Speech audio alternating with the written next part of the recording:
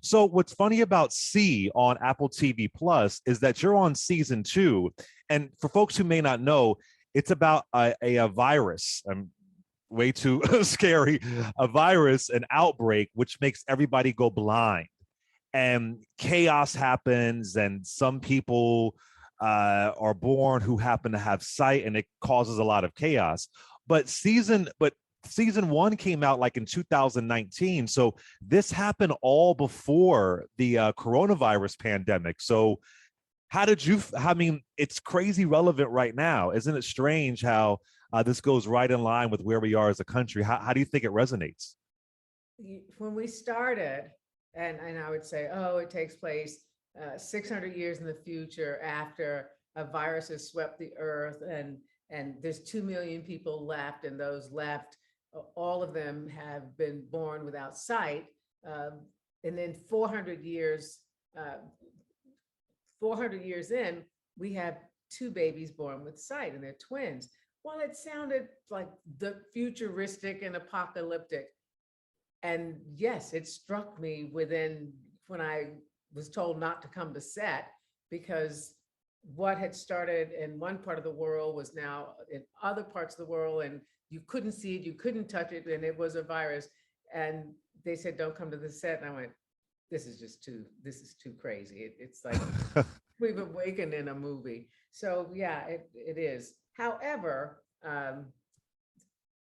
the virus in C, all caps CEE, is one that seems to have been brought on by the way that we treat the earth and the way we treat other. And so it's having sight that has made man so disconnected to others, and his responsibility to his neighbors that has, and the wars that has brought on the apocalypse that we live in the future of. And of course, instead of being that kind of like spacey, everybody wearing unitard future, it's a back to the land future. And that's where we find our families, our group that carries us across the landscape. We find them in the wilderness. Just looking back at your career, and this kind of goes into C as well. Again, it hits Apple TV Plus on August 27th. One of your most iconic roles is 1997's Miss Evers Boys, which was based on the Tuskegee experiment, right? What do you think, as somebody who studied hard for that role, you won an Emmy for the role, what do you think when you hear people reference the Tuskegee experiment for why they won't get a COVID vaccine? That's happening a lot in our community, unfortunately. I think it's very personal how people feel about vaccinations, about any ways they take care of their bodies. Everybody does it differently. But I must say, I would imagine that's valid for a certain small percentage of the African-American community. But I would imagine that a lot of those people that are saying it, who are not included in that small group that actually knows what the experiment was and what really happened, they just heard it and they kind of parrot it out. There has been, I saw several short PSAs from grandchildren and offspring of Tuskegee Airmen. And I think, theirs is a point of view to listen to or to consider for people that pull that up. I want to take a minute to go back to 1982, and I just want you to tell me your memories of this. Listen to this. Somebody almost walked off with all of my stuff, and I was standing there looking at myself the whole time. It was a spirit that took my stuff through air. Tell it was a man whose ego walked around like Rodin's shadow. A man faster than my innocence. A lover I made too much room for. I almost walked. That is from For Colored Girls Who Have Considered Suicide When the Rainbow Is Enough, 1982. Iconic monologue. I mean, come on now. What are your thoughts when you hear that? Honestly, I think What a baby. That's a baby talking. Oh, I remember, it makes me smile because I remember the sisterhood of colored girls, um, and all the different companies. And once, it was Ntozake Shange's was able to put to words, and she didn't even punctuate them. She just scattered them across the page, put to words the experience that colored girls, our grandmothers, our great grandmothers, our mothers hadn't been able to put to words that feeling of what it means, how it feels, how you move inside of being a woman whose hips sway and who the sunlight bounces off of her skin in a way that is jubilant, but somehow it brings on such scorn and repression. She was able to say who we are, and it was it was a love poem. People got up in arms because women had not said, "Oh, no, no, no, I call foul to men of any color."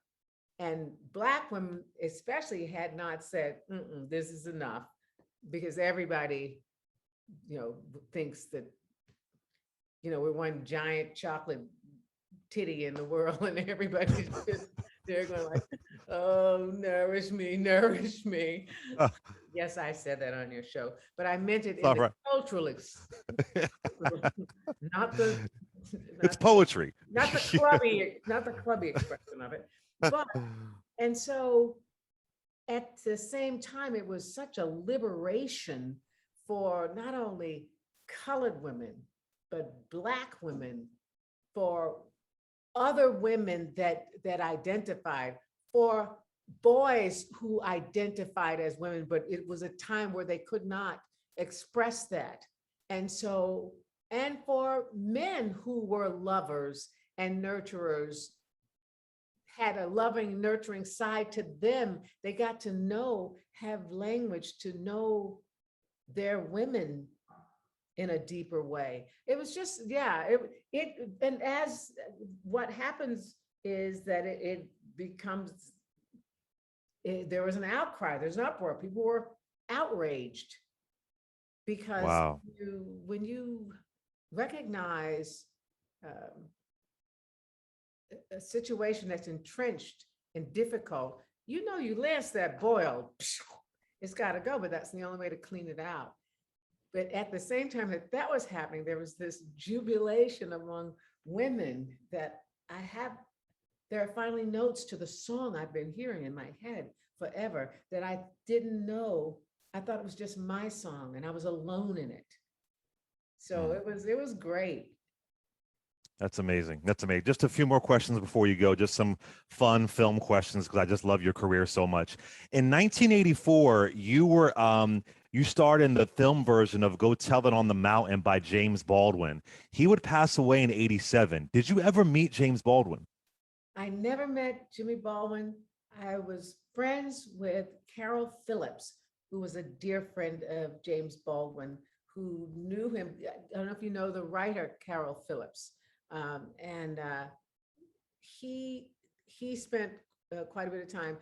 Carol was from St. Kitts, lived in London, but became close friends with James Baldwin. So that's as close as I got to him.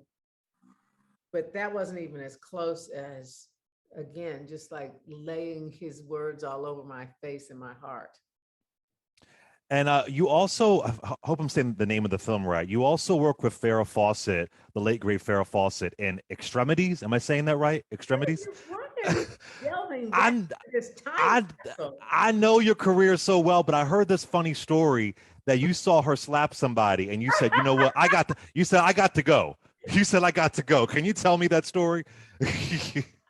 You said I'm getting out of here. Okay, it was Extremities.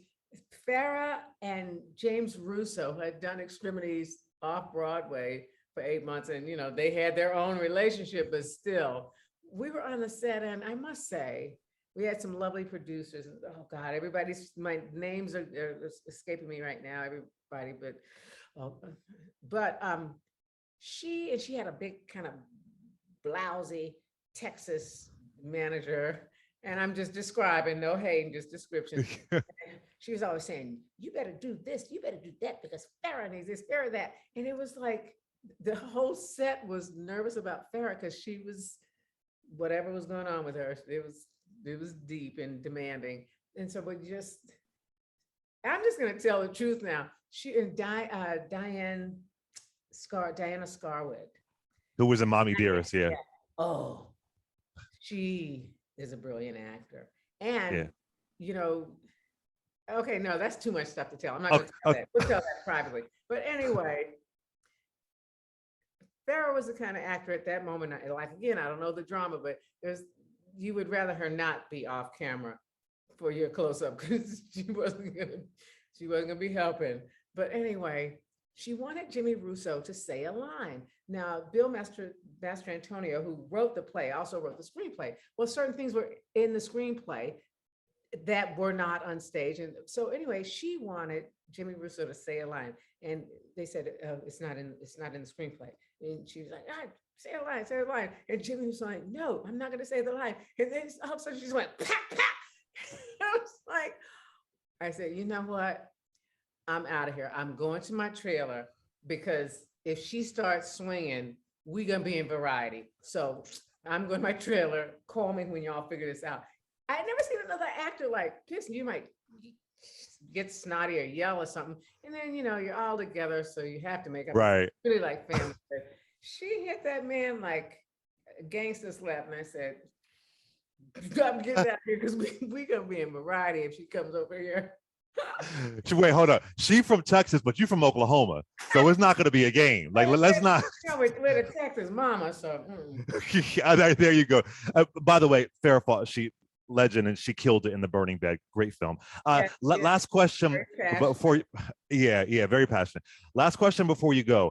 I heard Miss Meryl Streep say that she didn't really ask for her worth until The Devil Wears Prada, which kind of blew me away because she's been around for such a long time. But she said that's when she stepped into, listen, I'm going to ask for my worth. I'm going to step into my power. At what point in your career did you say, you know what? Here's what I am worth. I'm going to step into my power. I don't care what you think about race, gender, age, whatever. At what point did you say, I'm stepping into it? What do you mean by worth? Monetary worth? Yeah, she was saying money, certain things that she wanted. That it wasn't until The Devil Wears Prada that Miss Meryl Streep did that. So I wanted to know, what was your moment of you saying, "Here's what I'm."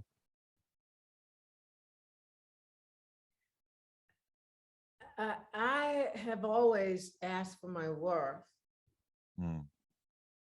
long before I got to LA, because my worth never was a point of conversation ever in my public life.